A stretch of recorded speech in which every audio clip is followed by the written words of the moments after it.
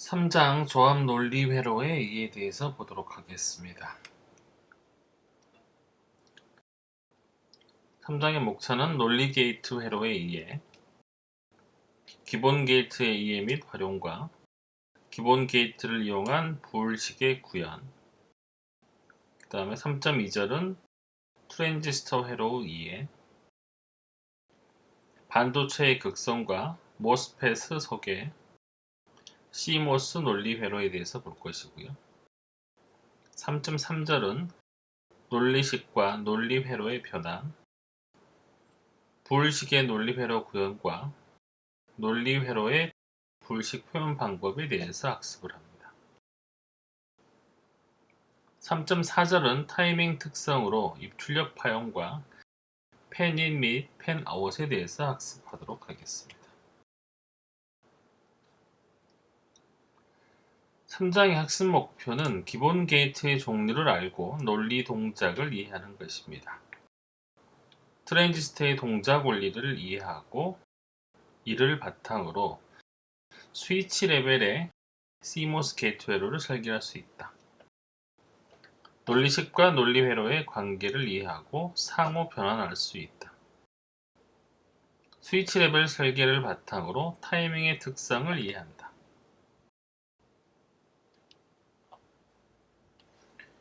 기본 논리 연산을 수행하는 단위로는 NOT, AND, OR, NAND, NOR, exclusive와 exclusive NOR 등이 있으며 이 중에 AND와 OR는 NAND로 변환할 수가 있습니다. CMOS 논리는 MOS 트랜지스터로 실제 논리 게이트를 구현할 수가 있고요. 논리 회로를 설계할 때에는 논리식을 논리 회로로 변환하는 방법과 반대로 논리 회로로부터 논리식을 유도하는 방법을 모두 이해해야 합니다. 논리 회로 설계 시에는 타이밍 특성을 고려해야 하는데 팬인 및 팬아웃에 따라 타이밍 특성이 결정됩니다.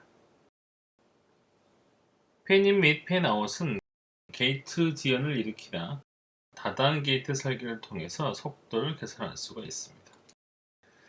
논리 회로는 출력을 결정하는 방법에 따라서 크게 조합 논리 회로와 순차 논리 회로로 나눌 수가 있습니다. 조합 논리 회로는 출력이 그 시점의 입력에 의해서만 결정되는 회로이고, 순차 논리 회로는 그 시점의 입력뿐만 아니라 출력 직전의 상태값에 의해서도 결정되는 회로입니다.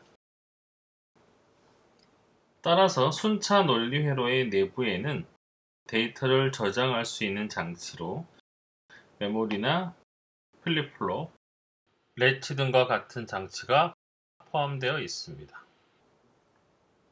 그림 3-1을 보면 조합 논리 회로와 순차 논리 회로의 비교를 볼 수가 있습니다.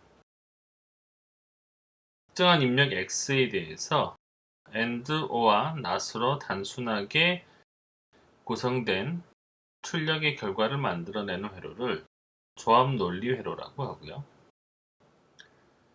특정한 입력 X에 대해서 조합 논리 회로와 데이터 저장 장치를 통한 출력을 만들어내는 회로를 순차 논리 회로라고 합니다.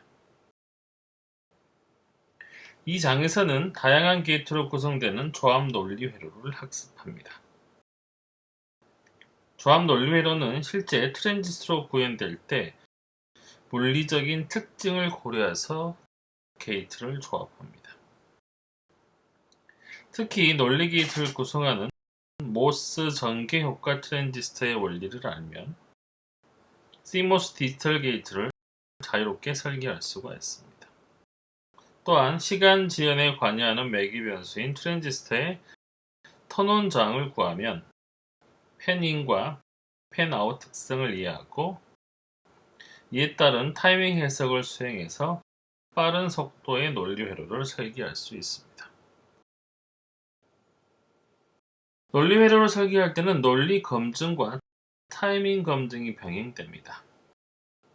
논리 검증은 시간과는 상관없는 개념으로 입출력 논리의 성립 유무만을 따집니다. 이에 반해 타이밍 특성은 구현된 논리 회로의 동작 속도를 말하는 것으로 각 논리 게이트의 지연 시간을 고려해서 전체 동작 속도를 구합니다.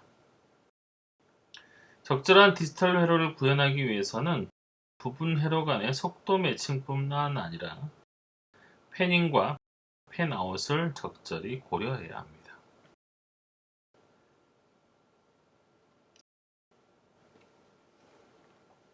(3.1절) 논리 게이트 회로의 이해입니다. 기본 게이트의 이해 및 활용 부분인데요.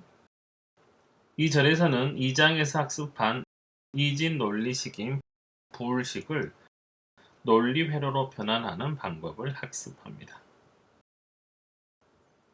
부울식을 구성하는 곱항의 합, 합항의 곱을 논리 회로로 변환하면 논리 곱은 AND 게이트로, 논리 합은 OR 게이트로 변환할 수가 있습니다.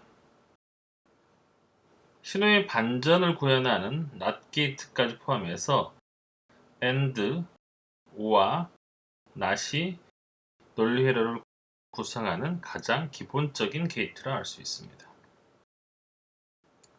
뿐만 아니라 AND 및 OR의 반전 논리인 NAND 및 NOR 게이트를 이용해서 기본 게이트로 활용할 수가 있죠. 논리의 관점에서 이러한 반전 논리는 비반전 논리의 NOT 게이트를 추가한 것으로 생각할 수 있지만 논리 회로가 트랜지스터들로 구현되는 직접 회로에서는 가장 기본적인 게이트가 NOT AND OR가 아니라 NOT NAND NOR가 됩니다. 이는 논리적 추론상에서의 논리 회로 구현과 트랜지스터의 현실적인 특성을 고려한 논리 회로 구현의 차이가 있기 때문입니다. 따라서 우리는 게이트를 구성하는 기본 소자인 트랜지스터를 잘 이해해야 합니다. 게이트 중에 가장 먼저 나오는 것은 여기 보이시는 NOT 게이트입니다. 다른 말로 인버터라고도 하고요. 이 NOT이라는 것은 어떤 사건의 반전을 의미합니다. NOT 게이트는 게이트 중에서 유일하게 단일 입력을 받습니다. 출력은 이 입력을 반전해서 출력을 만들어내고요. 그런 의미에서 우리가 인버터라는 말을 씁니다. 입력 0에 대해서 출력 1을 내는 것이고요. 입력을 1을 하게 되면 출력이 0으로 나오는 것이죠. 그 다음에 보시는 AND 게이트는 두 사건의 곱을 나타냅니다. 혹은 이렇게 도트를 생략한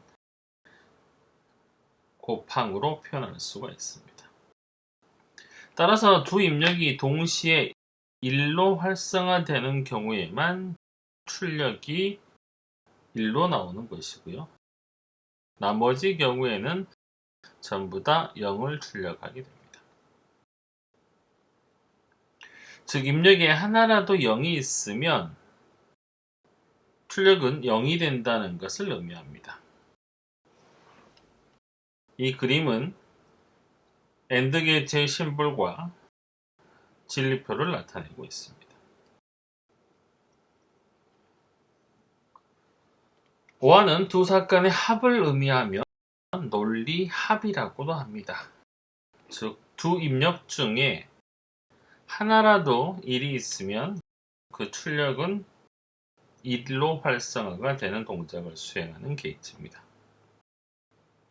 이러한 관점에서 A = B는 0일 때만 출력이 0이 되는 것이고요. 나머지 경우에 대해서는 전부 다 출력이 1이 됩니다. 즉, 입력에 하나라도 1이 있으면 출력은 1이 된다고 보시면 되고요. 이 논리식은 덧셈을 적용해서 f는 a 플러스 b로 표현을 할 수가 있습니다. 이 그림은 OR 게이트의 심볼과 진리표에 대해서 설명을 하고 있습니다. 그 다음에 NAND 게이트는요, 첫 글자 N은 not을 의미하는 것이고요. NAND는 곧 AND의 반전을 의미하는 게이트입니다. AND의 출력을 반대로 생각해 보면 A와 B가 1일 때만 출력이 0이 되고 그 나머지 경우는 전부 다 출력이 1이 되게 됩니다. 즉, 입력에 0이 하나라도 있으면 이렇게 출력의 결과는 1이 되는 것이죠. 따라서 논리식 F는 A 곱하기 B의 바 혹은 F는 AB 바로 표시할 수가 있습니다. 그림 3-5는 NAND 게이트의 심볼 및 진리표가 되겠습니다.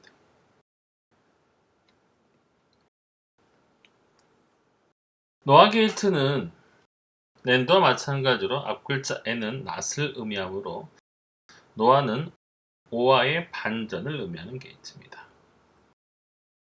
OR의 출력의 반전을 생각하면 A와 B가 0일 때만 출력이 1이 되는 거고요. 나머지 경우에는 전부 다 출력이 0으로 나옵니다. 즉, 입력에 하나라도 1이 있는 경우는 그 결과가 0이 되는 것이죠. 따라서 논리식은 F는 A 플러스 B 바가 됩니다. 그림 3-6은 노아 게이트의 심볼 및 진리표를 표현하고 있습니다. exclusive OR 게이트입니다. 이 exclusive OR 게이트는 두 입력이 서로 다를 때는 1의 출력이 나오고요. 두 입력이 서로 이렇게 같은 경우는 0으로 출력이 됩니다. 따라서 두 입력의 비동일성을 판단하는 비등가 게이트라고 부릅니다. 두 입력이 서로 다른 경우는 하나가 1이고 다른 하나가 0인 경우이기 때문에 A가 1이고 B가 0인 경우와 A가 0이고 B가 1인 경우 이렇게 해당하는 논리식으로 표현할 수가 있습니다. 따라서 F는 A 곱하기 B바 플러스 A바 곱하기 B로 표현이 될 수가 있겠죠. 이거를 단일 게이트로 표현하고자 할 때는 여기서는 지금 기호가 표시되지 않았지만 F는 A 그 다음에 플러스에 동그라미가 들어가 있는 기호를 사용을 합니다. 그 다음에 B 이게 바로 exclusive OR의 기호입니다. 그림 3-7은 exclusive OR 게이트의 심볼과 진리표 그리고 AND OR not을 이용한 exclusive OR 게이트를 구성한 논리 회로를 나타내고 있습니다.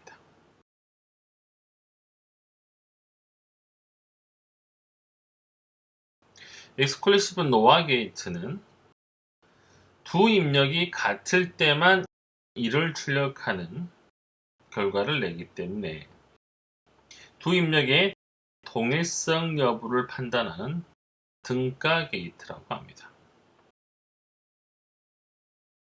두 입력이 같은 경우는 모두 1이거나 또는 입력이 모두 0인 경우이죠.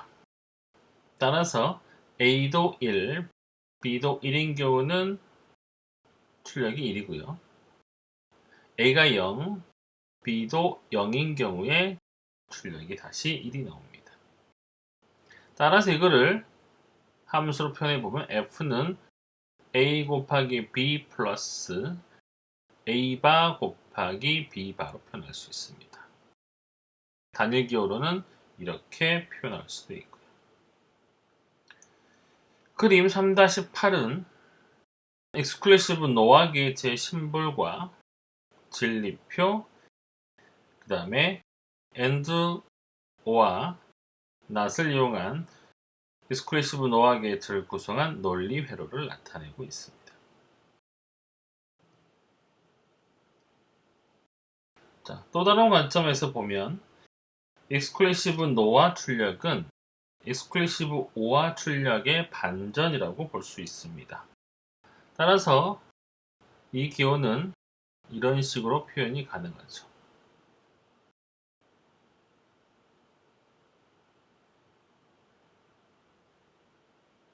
exclusive o와의 바를 씌우는 것과 마찬가지죠.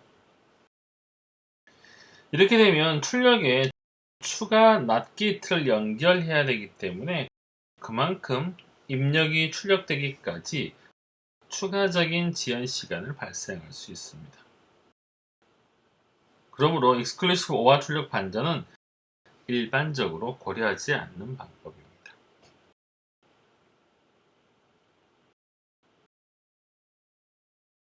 기본 게이트를 이용한 부울식의 구현 방법입니다.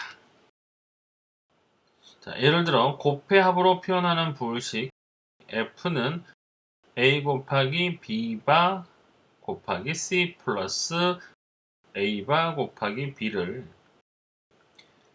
입력 A, B, C에 대해 논리 회로로 구현하면 그림 3-9와 같이 두 개의 NOT 게이트와 세 개를 입력할 수 있는 AND 게이트 하나, 그 다음에 두 개를 입력받을 수 있는 AND 게이트 하나, 그 다음에 한 개의 이 입력 OR 게이트가 필요합니다.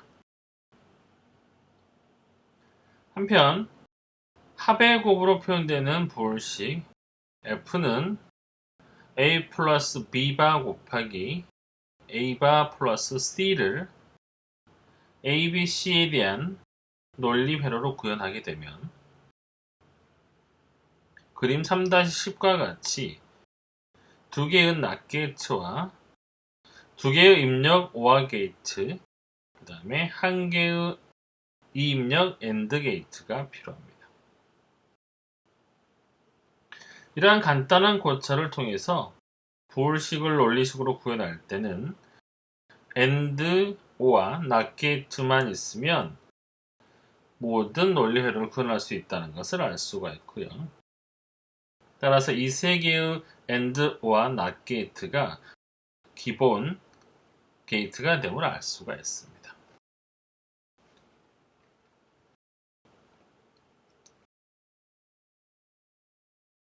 특정한 IC 공정에서는 트랜지스터 소자의 특성을 활용하여 논리 게이트를 구현할 때 가장 기본적인 게이트인 AND, O와 NOT이 아니라 NAND, NO와 NOT 게이트를 활용하기도 합니다. NAND는 논리적인 동작의 순서를 보면 AND와 NOT이고요. NOA는 OA와 NOT으로 이루어져 있습니다. 따라서 AND나 OA보다 더 복잡할 거라고 생각할 수 있지만 실제로는 그림 3-12와 같이 AND 게이트는 NAND와 NOT으로 구현할 수 있고요. OR 게이트는 NOA와 NOT으로 구현을 할 수가 있습니다. 지금은 이렇게 구현하는 이유를 솔직히 이해하기가 어렵겠지만 3.2절에서 CMOS 논리회로 구현을 학습하게 되면 그 원리를 쉽게 이해할 수가 있습니다. 이상의 조합 논리회로는 입력 신호들의 0 또는 1의 논리 조합에 의해 출력 신호가 결정되는 장치로 이해할 수가 있습니다. 하지만 복잡한 디지털 회로를 해석하거나 설계할 때 때로는 게이트를 바라보는 시각을 바꿀 필요가 있습니다.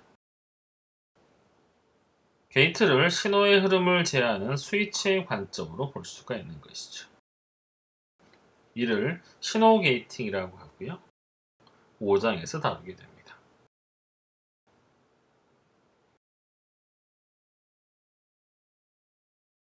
(3.2절은) 트랜지스터 회로의 이해입니다. 모든 게이트는 실제로 반도체 상에서 스위치 역할을 하는 트랜지스터를 통해 구현이 됩니다. 특히 대부분의 게이트는 모스펫이라고 하는 트랜지스터를 이용하는 CMOS 논리로 구현되기 때문에 그 원리와 특성을 이해하게 되면 왜 낸드가 AND보다 더 기본 게이트가 되고 왜 낸드가 노아보다 더 유리한지를 이해할 수 있습니다. 또한 이를 통해 팬인과 팬아웃 문제의 근본 원리를 이해할 수가 있습니다. 먼저 반도체의 극성에 대해서 알아보도록 하겠습니다. 반도체는 기본적으로 전류가 통하지 않는 부도체입니다. 이 전류가 통하지 않는 부도체에 도핑이라는 불순물 주입 과정을 통해서 전도성을 조절한 물질이 바로 반도체입니다. 자, 이때 보통 사용되는 도핑량에 따라서 반도체의 전도성이 달라집니다.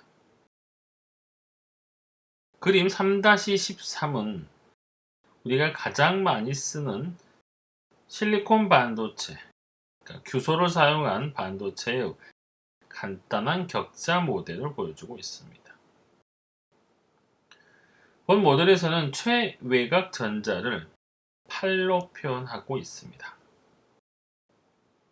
여기 나오는 이런 부분이죠. 이 사족인 실리콘 원자는 4개의 최외곽 전자를 갖는데요. 각 원자들은 다시 이웃하고 있는 실리콘 원자와 최외곽 전자, 그러니까 8을 이렇게 하나씩 공유하게 됩니다. 각 원자들은 바로 이웃한 이렇게 실리콘 원자와 최외곽 전자 하나를 공유하는 공유 결합을 하고 있고요. 따라서 모든 원자가 마치 이렇게 8개의 최외곽 전자를 가진 것으로 구성이 되는 것입니다. 이렇게 최외곽에 8개의 전자를 갖게 되면 화학적으로 매우 안정한 구조를 갖게 되는 것이죠. 이 공유 결합된 최외곽 전자는 매우 강하게 붙들려 있어서 외부에서 전기장을 가해도 전자는 꼼짝하지 않습니다. 전류를 만들 전하 자체가 없기 때문에 도핑 전의 이 Si 반도체는 부도체가 되는 것이죠. 자, N형 반도체는 이 실리콘 반도체의 오족 원소인 P, 여기서 P는 인입니다. 인 혹은 비소를 불순물로 주입을 합니다. 실제로 반도체에 주입되는 불순물이 5족 원소냐 또는 3족 원소냐에 따라서 N형과 P형 반도체로 나눌 수 있습니다. 실리콘 반도체에 5족 원소인 인과 비소를 주입하게 되면 이렇게 원래 있던 실리콘 원자를 밀어내고 불순물이 그 자리에 대신 들어가게 됩니다. 이 5족 불순물은 공유 결합을 하고도 이렇게 팔이 하나 남기 때문에 이 남은 전자는 다른 원자에 묶여있지 않고 비교적 쉽게 떨어져 나갈 수가 있습니다. 상온에서는 이 전자들이 열 에너지를 받아서 원자로부터 벗어나 자유롭게 이동할 수 있기 때문에 자유전자가 됩니다. 도핑된 5족 원소는 자유전자를 제공하기 때문에 도너라고 부릅니다. 따라서 이걸 표현할 때 ND로 표현하는 것이죠. 이때 전자가 떨어져 나가면서 도너는 양이온이 되기 때문에 보통 N, D 이렇게 플러스로 표시를 하죠. 이제 반도체는 금속처럼 자유전자를 갖게 되었으며 이런 도핑량이 많아질수록 더 많은 자유전자가 발생해서 도체에 가까워집니다. 이러한 반도체 내에서 움직이는 전하는 음전하를 띤 전자이기 때문에 이 네가티브의 약자를 따서 N형 반도체라고 부릅니다. 자, 이제 반도체 내에는 최외곽팔에 구속되어 있는 전자와 그렇지 않은 자유전자가 공존하는데 이때 이 자유전자는 구속되어 있는 이 전자보다 훨씬 에너지가 높습니다.